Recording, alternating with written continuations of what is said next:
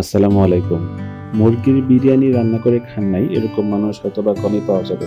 তো বাসায় আজকে মুরগির বিরিয়ানি রান্না করব। সেটা করার জন্য প্রথমেই কাজু বাদাম, পেস্তা বাদাম পাটাপোতায় পিষে একটা পাত্রে রাখি। তারপর পেঁয়াজ, আলু কুচে একটি পাত্রে রাখি যাতে এটা পরবর্তীতে কাজে লাগাতে পারি। পেঁয়াজগুলো প্রথমে আমি একটা কাজ করি বেরেস্তা করার জন্য। আমি গরম তেলে এটাই ঢেলে দেই।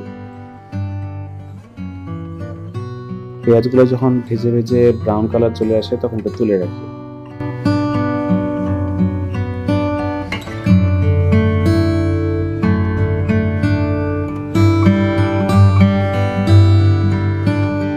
তারপরে যে কাজটা করি সেটা হচ্ছে আলুটাকে আমি হালকা একটু ভেজে রাখি যাতে এটা একটা ব্রাউন কালার আসে এবং বাইরের অংশটুকু একটু মচমচে থাকে।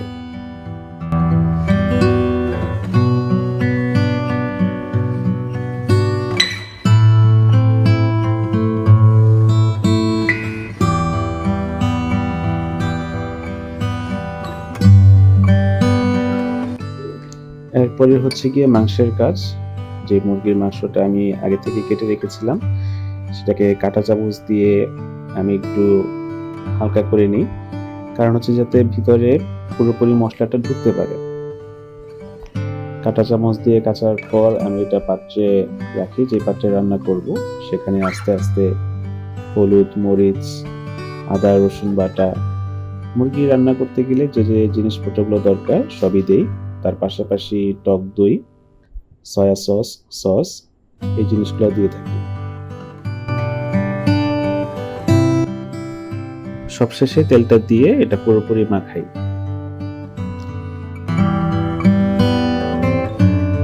মাখানোর পর যে আলুগুলো আমি হালকা ভেজে রেখেছিলাম সেগুলো আমি এটার মধ্যে আস্তে আস্তে দিয়ে দিই।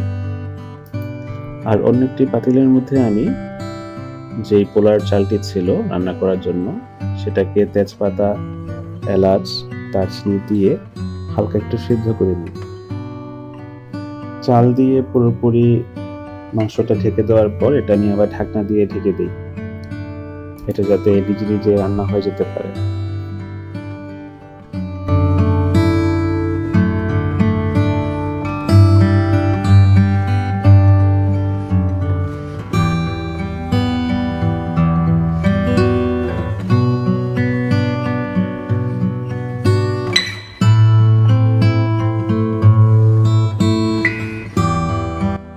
বিশ মিনিট পর এটা খাওয়ার মতো উপযুক্ত হয়ে যায় এবং খাওয়ার জন্য আমি প্লেটে বেড়ে দিই।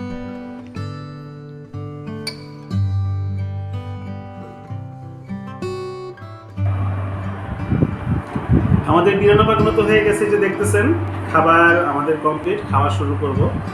ঠিক আছে, খাবারটা আমার কাছে খুবই ভালো লাগতেছে দেখতে। এই যে চিকেনটা, এখানে দুটো আলু আছে, লেবু নিয়ে নিছি। আমি আবার পেঁয়াজ ছাড়া বিরিয়ানি খেতে পারি না, কিছু শসাও নিয়ে নিছি। এই যে আলুটা ভালো সেদ্ধ হয়েছে, সাথে একটু চিকেন নিয়ে নিই,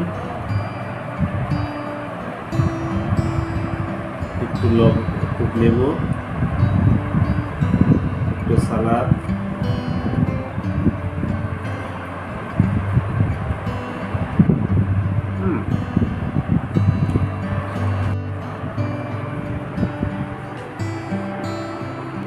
আলহামদুলিল্লাহ অনেক টেস্ট হয়েছে। আমি আশা করবো আপনারা রান্না করে এটা খাবেন। তো আজকে এই পর্যন্তই, সবাইকে ধন্যবাদ, ভালো থাকবেন সবাই।